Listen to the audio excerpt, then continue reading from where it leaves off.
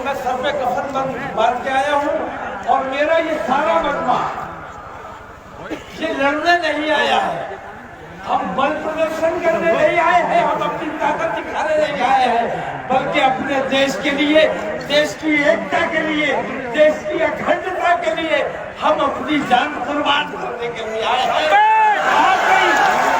अगर लड़ना है तो चलो, देखे तुम्हारी बहादुरी, चलो चाइना के बॉर्डर पर।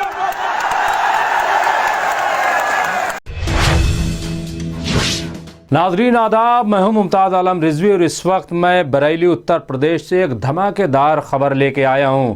आपको मालूम है कि हरिद्वार में धर्म संसद की गई थी और उसमें ऐलान किया गया था कि 20 लाख मुसलमानों का कत्लेआम किया जाएगा, यानी देश में खून खराबा किया जाएगा। अब इसका जवाब देने के लिए बरेली के आलिम दीन मौलाना तौक़ीर रज़ा खां, जो कि रज़ा बरेलवी के चश्म चिराग हैं, उन्होंने इस्लामिया इंटर कॉलेज में लोगों को जमा किया, जहां हज़ारों लोग जमा हुए और वहां उन्होंने ऐलान किया, चैलेंज किया कि आओ मुझे मारो, लेकिन मैं मारने के लिए नहीं आया हूं, बल्कि मैं प्यार बांटने के लिए आया हूं। तुम हमारे भाई हो, अगर लड़ना ही है तो चाइना बॉर्डर पर चलते। देखिए उन्होंने उस रैली में क्या कहा।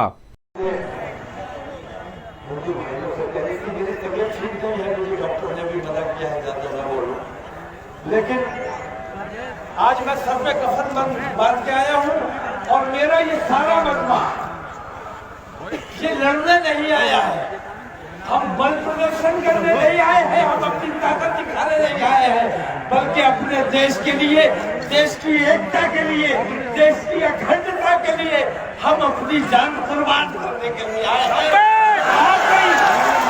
वाकई अगर हमारे खून से तुम्हारी जान घुसती है तो हम अपना खून देने के लिए तैयार हैं।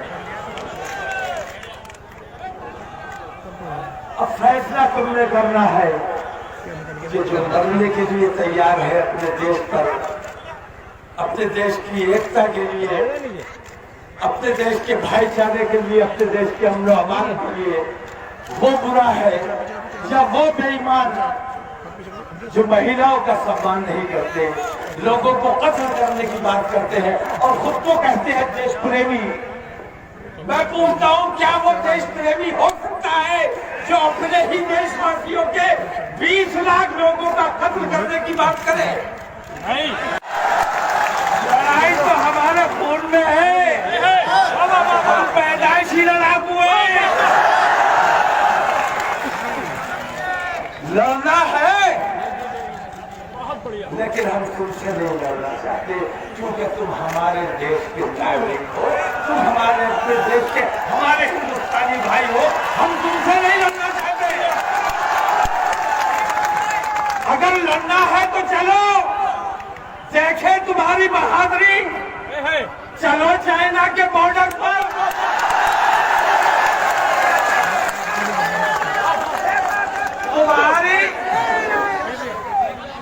तुम्हारी गैरत कैसे ये गवारा करती है कि चाइना मीनों। तो देखा आपने कि मौलाना तौक़ीर रज़ा खां ने किस तरह से उन धर्म संसद करने वालों को जवाब दिया है, उन लोगों को जवाब दिया है जो मुल्क में खून खराबा करना चाहते हैं, जो मुल्क में 20 लाख मुसलमानों का कत्लेआम करना चाहते हैं।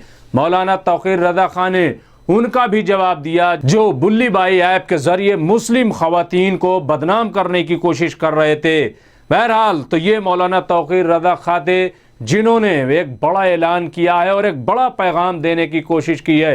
यकीनन उन्होंने खून खराबे की बात नहीं की, बल्कि भाईचारे की बात की है और ये कहा है कि अगर वाकई मुकाबला करना है, अगर वाकई लड़ना चाहते हो तो आओ हम सब मिलकर चाइना बॉर्डर पर चलें और चाइना से मुकाबला करें, जहां पर हमारी ज़मीनों पर चाइना कब्ज़ा कर रहा है।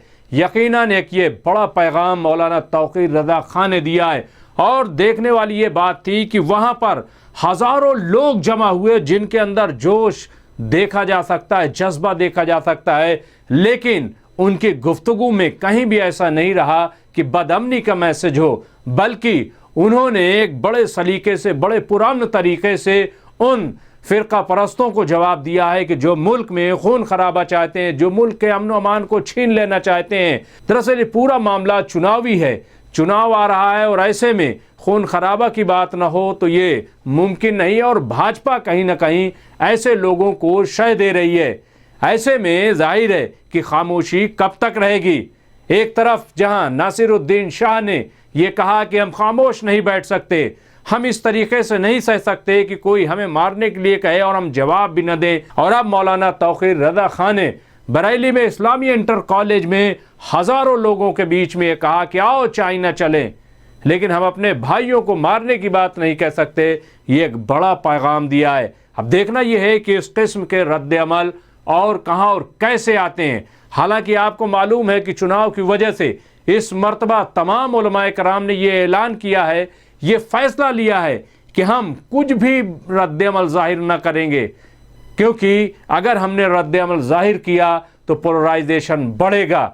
इसलिए खामोशी इख्तियार रहेगी। लेकिन मौलाना तौक़ीर रज़ा खान ने बड़े सलीके से अपने बात कही है, रद्द अमल भी जाहिर किया है। यानी उन्होंने एक ऐसा फैसला लिया कि सांप भी मर जाए और लाठी भी न टूटे।